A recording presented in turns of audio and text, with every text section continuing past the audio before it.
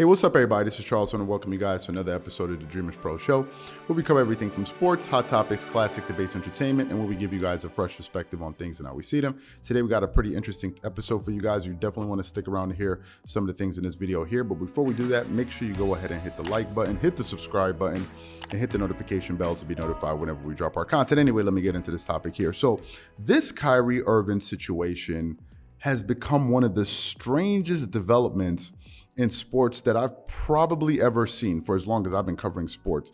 We all know that Kyrie Irving is easily one of the most talented players, not just currently playing, but in NBA history, right? In NBA history, many consider Kyrie to be the greatest ball handler ever. Think about it.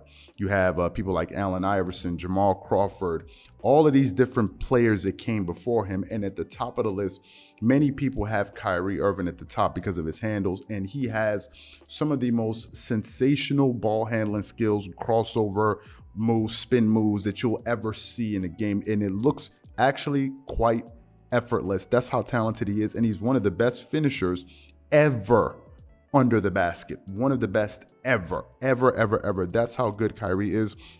He is also one of the most clutch basketball players probably in NBA history. Why do I say that? Because he hit arguably the most clutch shot in the history of the NBA Finals. Why do I say that? We all go back to the 2016 NBA Finals when the Cleveland Cavaliers with LeBron James, Kevin Love, and others were playing against the Golden State Warriors, who many consider to be the greatest team in the history of the NBA because they had, I think, the 73-9 record or whatever it was. And it was in that game 7 where Kyrie Irving basically said everybody was trying to get a bucket, and Kyrie said basically, give me the ball and get the hell out of the way. He took the basketball, took it to the top right-hand side at the top of the key, danced on Stephen Curry, and hit that three-point step-back shot right in front of his face. That was Kyrie Irving. So he's a great player. But at the same time, Kyrie Irving is also one of the most enigmatic basketball players we currently have going today. Why is that? Because Kyrie is outspoken on a number of things, right? On a number of things, ranging from sports all the way to science. And he said some things that have kind of made some people scratch their heads, some things he said about the earth, some things he thinks about the world in general. A lot of people seem to kind of think that Kyrie Irving is a little bit off. And I think that's one of the reasons why he's such a polarizing figure in sports, at least in the NBA. Now, some people, on the other hand, love him for that because they think he's a free thinker. If you think of Skip Bayless looks at Kyrie Irving and says that he's a very, very, very deep thinker. And that's something that he appreciates because he's giving him credit because he's at least trying to figure things out. Whereas a lot of other people seem to be very surface level, and pretty much what you see is what you get from them. But, so that's one of the things that people like Skip Bayless like about him, and other people just seem to be quite irked about him. Now, one of the rumors going around the NBA is that Kyrie Irving, if he gets traded to another basketball team, he will retire. When this news came out, I was a bit unsure, and I still don't know what to make of it. However, just yesterday, I was listening to an interview with John Salley on Vlad TV. John Salley has gone on Vlad TV a number of times, and I usually watch his basketball segments. I don't pay attention to the other stuff. Usually, I want to hear what he has to say about basketball, and he usually has some interesting things to say. So yesterday, I was listening to this episode, and John Salley said something quite interesting when Vlad brought up the idea of Kyrie Irving potentially retiring from basketball. So before I go too far, we want to play a little bit of some of the things that John Salley had to say about Kyrie Irving. So before we go too far, take a listen to that in the soundbite here. Kyrie Irving. He's saying that he's going to retire if they trade him away from the Brooklyn Nets. Do you believe it? Yes. What happens is the same thing that happened. I wanted to talk to he and one more guy, Aaron Rodgers and Kyrie Irving. I would love to have separate conversations with, because I was not as successful. Well, yeah, it doesn't make a difference about the sport. It has everything to do with where they are in life. And when you start realizing that none of this stuff matters, when you start realizing that there's way more to life than this game, And while you're playing it, you start looking at it and you start becoming more and more conscious about things in the world that are way more important than a game on Sunday or a game on Thursday night. It starts getting in the way of your career, right? They can't coexist.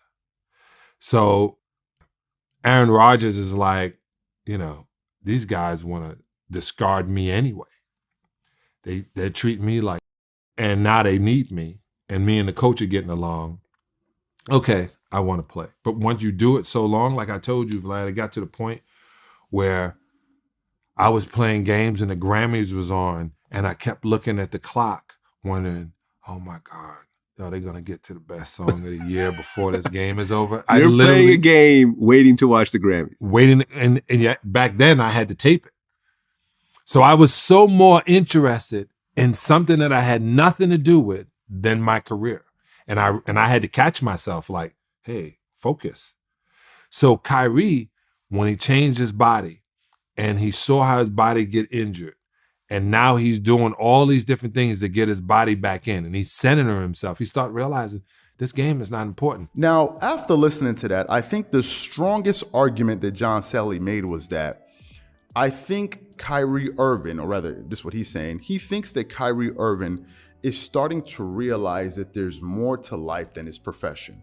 In this case, that there's more to life than basketball. And in that case, I do kind of understand it, because Kyrie Irving seems to be, judging from a lot of the things that he says, judging from a lot of the things that he's done, I think Kyrie Irving is starting to look at the world in a much more robust way. He's doing a lot of things around the world. And I agree with him to that standpoint where, maybe Kyrie Irving, when he started his life, he wanted to be an NBA player, win an NBA championship. But as life has gone on, probably Kyrie's saying to himself, like, listen, maybe I'm starting to have other interests. Maybe I'm not as passionate about this sport as I thought I would be, maybe 5-10 years ago. That's possible. You don't need to go too far to look at some other examples. Look at Irving Magic Johnson. Irving Magic Johnson is considered to be one of the greatest basketball players of all time. A lot of people have him in their top 5. Magic Johnson is the greatest point guard ever, right? Magic Johnson, I think throughout his playing career in the NBA, he earned about $25 million.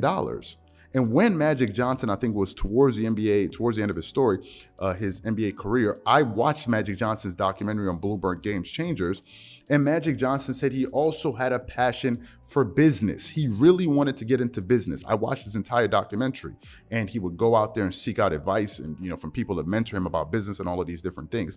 So the moment he retired, he immediately went into business with the Magic Johnson Theaters, doing Starbucks. He got into real estate. I think then he got into team ownership and all of these different things.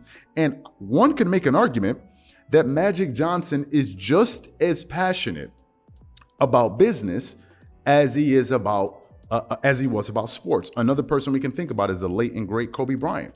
Kobe Bryant was maniacal about basketball. We all know this.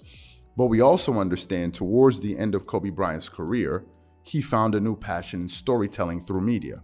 Kobe Bryant fell in love with it. And a lot of people asked him, like, do you really love filmmaking and media and storytelling as much as you love basketball? And he's like, I absolutely do. I wake up every single day and I look forward to doing that work. So to me, what this signifies is this.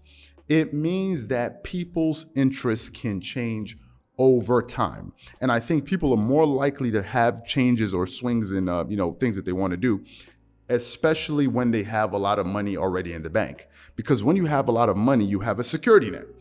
And basically with that security net, you don't need to worry about, okay, if I quit this job or if I quit this profession, I won't be able to take care of myself. In the case of Kyrie Irving, you're talking about somebody that'll probably have 50, 60, $100 million in the bank. So if he walks away from basketball, he'll be more than fine. He has generational wealth and he can go on to go do something else, whatever it is he's interested in. And I think probably that's the point that John Salley was making. And to that degree, I do agree with him. So what I want to know from you guys is this. What do you think about the things that John Salley had to say about the whole Kyrie Irving situation? Whatever you guys think, please leave your thoughts and comments in the comment section below. Again, if you enjoyed the video, be sure to make sure you go ahead and hit the like button, hit the subscribe button, and hit the notification bell to be notified whenever we drop our content. Once again, this is Charles here from Dreamerspro. Wishing you guys an amazing day. Catch you guys on the next episode. Peace.